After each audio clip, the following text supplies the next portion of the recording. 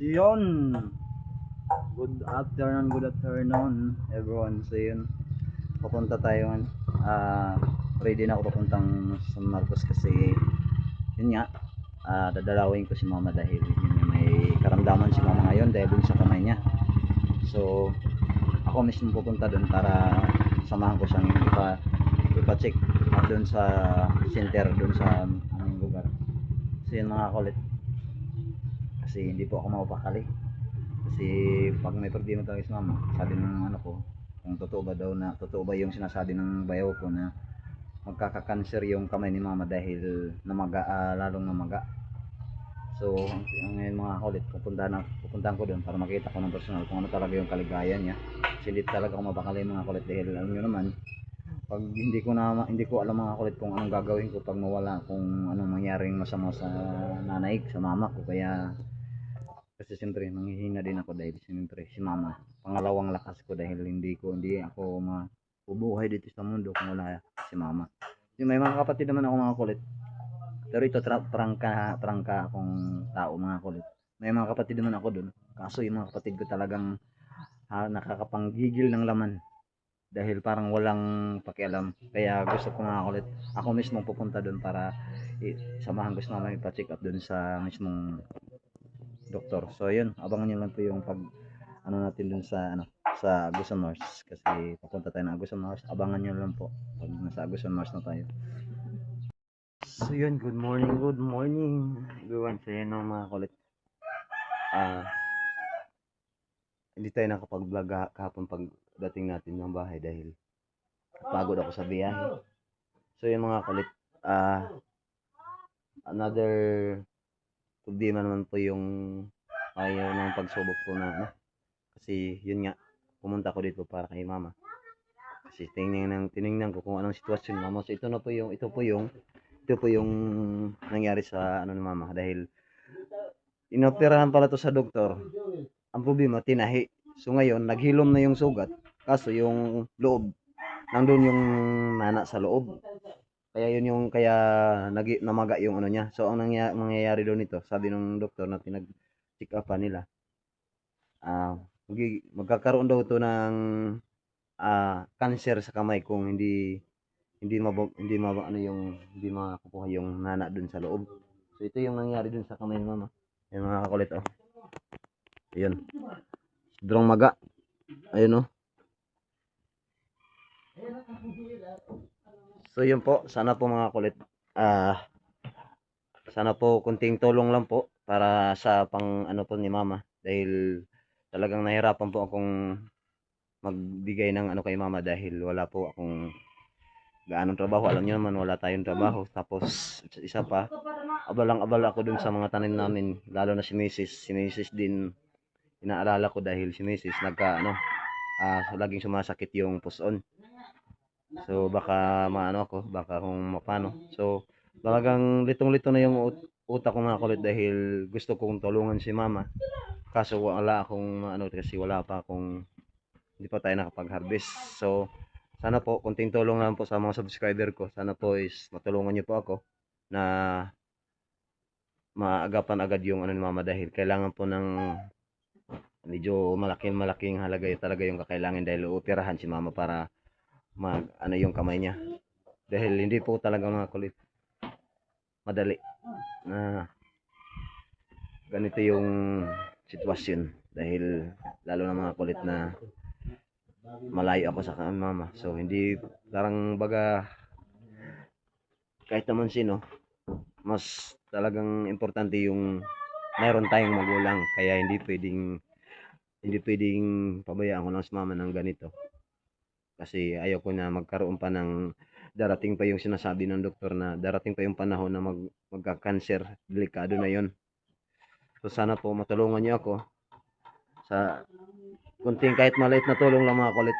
Ang dagdag ko lang po sa pangangailangan para sa operasyon ni mama. Kasi kailangan talaga na operahan agad si mama sa kanyang kamay. Dahil kung hindi maoperahan to, talagang talaga to. Mangyayari talaga yung sinasabi ng doktor na magkakaroon ng cancer.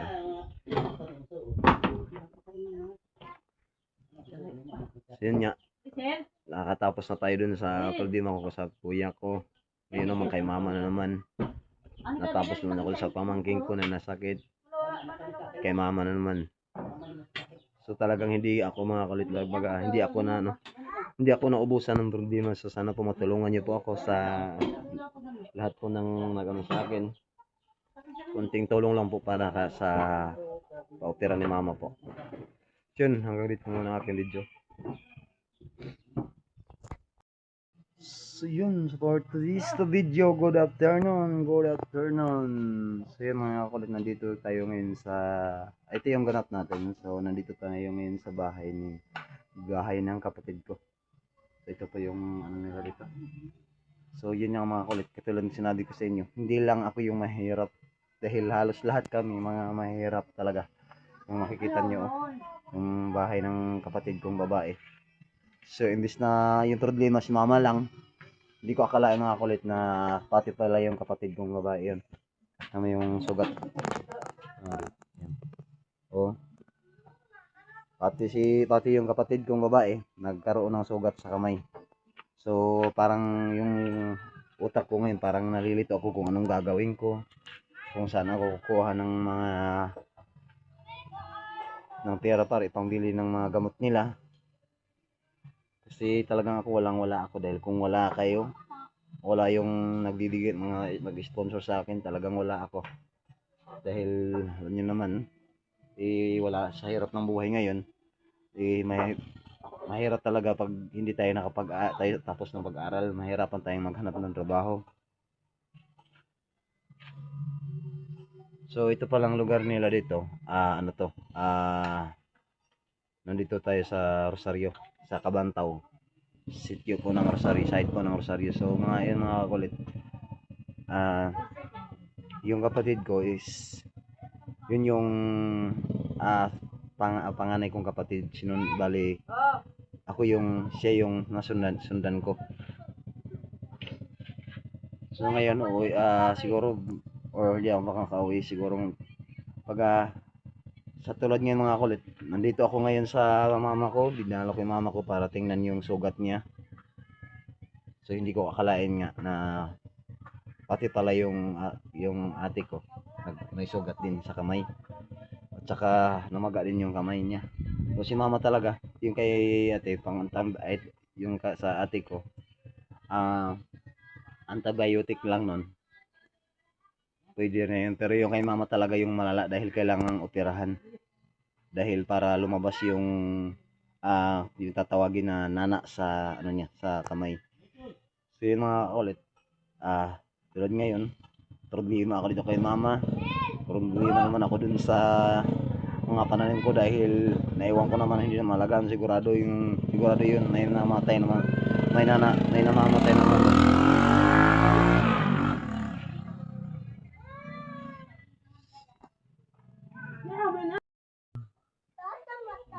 Magandang umaga mga kulit sa yun. Uwi na tayo pabalik na tayo sa lapas, Agpangon. So ngayon, dahil magkakayod tayo para masagot mga kulit. So kinaler ko na yung sitwasyon ni mama dito at saka tinignan ko na yung yun nga sa pinakita ko sa inyo kahapon. Talagang dagdag problema naman to dahil kailangan talagang maagapan agad yung mama karamdaman ngayon. So magbabaka sakali po ako sa mga subscriber ko, sana po kahit kunting tulong man lang po para po sa pang opera dahil kailangan po talagang operahan si mama. So yun, abangan nyo lang po ako pag uwi natin. So yun mga kulit, andito na tayo sa malapit na tayo dito sa Lorito. So magpahinga muna kami saglit dahil nakakangawit sa kamay. Medyo malayo yung biyahe namin. So yung kasama ko yung dalawa kong pamangkin para nasa ganun may alalay sa akin doon at saka may mauutosan si Ria doon kasi si Ria ito pababantayin na rin namin sa tindahan kasi si Ria hindi makapag focus ng trabaho gawa ng buntis, so kailangan may alalay. So inama ko yung dalawa kong pamangkin, so mamaya abangan nyo yung ganap namin mamaya. Good morning.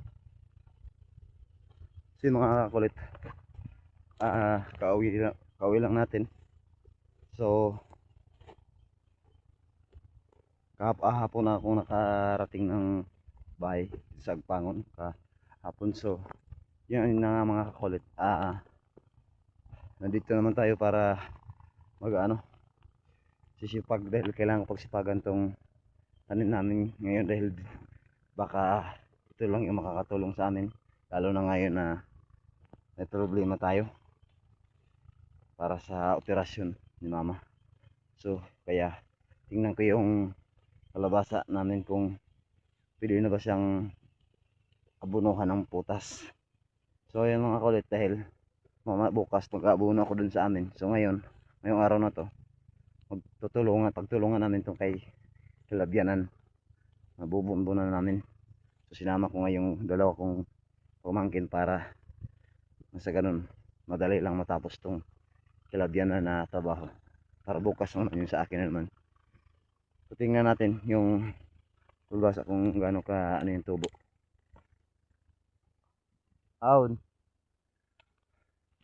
Kung gaano ka ganda yung tubo ng kalabasa. Dahil talagang mga kulit, hindi talaga ako wala akong gaanong tulog, dahil laging nakidikit yung problema sa utak ko, dahil parang hindi ako mapakali dahil dun sa sitwasyon ni mama. Akala ko kasi okay lang yun. Doon ako na gulat nung mismo ako yung nakakita sa sitwasyon niya. Kasi tiningnan ko yung kamay niya, talagang wala nang sugat.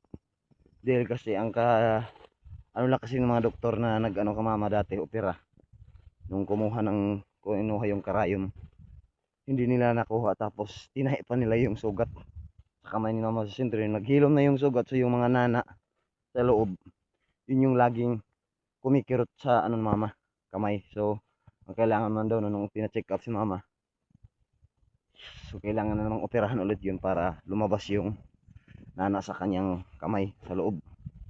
Dahil kung hindi agad maoperahan yun, magkakaroon ng cancer yun pag tumagal. So yun mga kulit, kaya kailangan talagang pagsipagan ko to. So ito nga, dito na tayo sa kalabasaan natin, sa area natin mga kulit. So yan, ganito na yung natin, ganito na nakaganda yung kalabasa natin.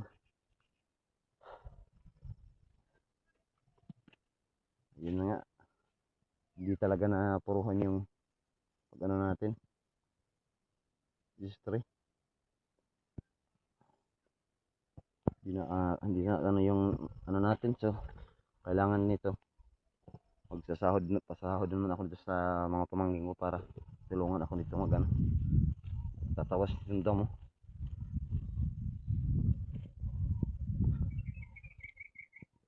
Ganda ng tubo mga kulit. Yun na, ang kapal na ng kalabasa natin.